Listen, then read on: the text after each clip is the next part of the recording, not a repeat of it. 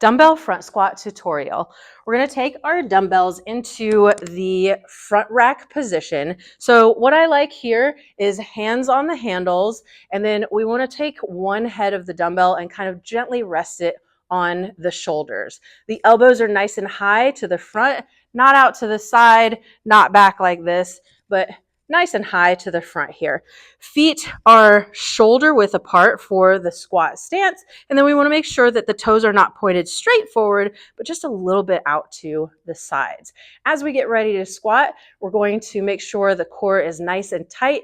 Initiate with the hips, but visualize the hips coming straight down in between the heels. The knees go out over third or fourth toe, and you want to visualize as you come down, your elbows coming up first, and also that you're spreading the floor, pushing the floor down and out to the sides.